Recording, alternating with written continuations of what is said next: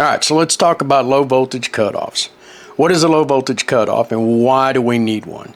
Well, if you're building a DIY boombox and you're powering it with a drill battery, most brands of the batteries do not have a battery monitoring system inside the battery itself. It's actually in the tool.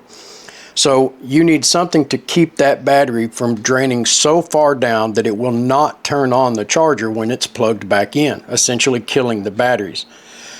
And that's what these low voltage cutoffs do.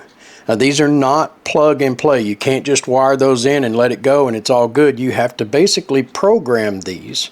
You need to set the actual voltage of the battery. You need to set the voltage at which we're going to stop putting voltage out to your amplifier. And then we need a reset voltage, what it needs to see before it will start putting voltage back out to the amplifier. And what that'll do is that'll keep it from draining too far down. Now, I will tell you, there's a bunch of people that have already said that this particular brand, and especially, if you leave your battery plugged in all the time, it has a parasitic drain and it will continue to drain, but it will not put voltage out to the amplifier, so you'll know that it's dead because your amp won't come on. So, just a PSA, don't leave your battery sitting in these boxes for 6 months. It'll kill your battery. Let's go through a couple of the components that are on here so we know what we're talking about when we look at them. So the little green boxes here, that is our voltage in connector and our voltage out connector. We have a little red LED that lets us know that we are actually putting voltage out. There's a display here that's going to read out what the actual voltage of the battery is. And then we have two programming buttons, and that's what we're going to use to set our voltages for our parameters. So let's get one hooked up to a battery and I'll show you how to do that. Okay, so we've got our battery hooked up and it says that we have 23.8 volts. We got our meter set up, we got it set to DC voltage, so we're going to need to check and verify that that's what that voltage actually is. Because again, we have not programmed this. We have to program it to match exactly what the battery is. On the board there is a negative and a positive identifier to tell you which side is which. And what you do is you just hook that up and you can see that we are at 23.99. This says 23.8. So we're going to set that up. So the first thing we do is on this left side, we're going to push and hold that for 3 seconds until that starts blinking. And now we can hit the buttons. Left is up, right is down, and we can set that up. And I can tell you that normally what happens is it'll drop a point. So I'm going to set it to 24 and it'll stop at 23.9, which matches what our voltage range is. So now we've got our actual voltage set. Now what we need to set is we need to set our shutoff voltage. And we won't need the meter for this. The meter is just for the first part of this.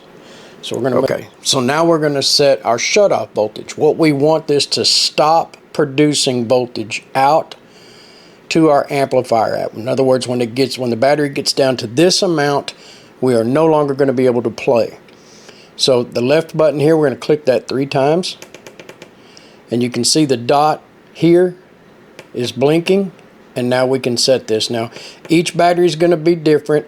I personally set all of mine to 15.3. I know that there are certain batteries that can go lower, but this for me is a very safe, and I don't have to remember which battery is which. Okay, the last thing we need to set is our reset voltage. This is what the board has to see above the dead voltage before it will turn back on and allow voltage out. And to do that, we're going to use the right button. We're going to click it a couple times.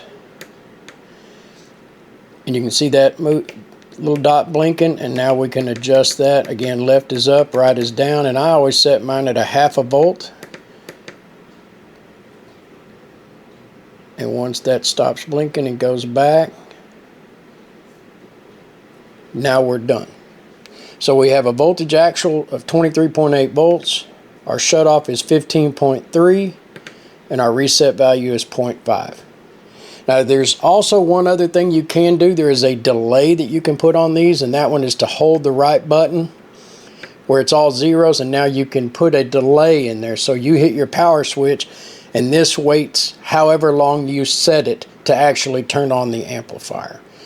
So I hope that helps you guys get that wired up and figured out.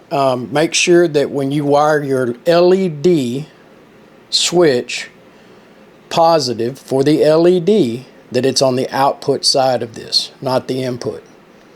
So the output side, power out goes to your amp, and power out goes to the LED for your switch. That way when this thing shuts off, it doesn't keep your power light on your box lit up.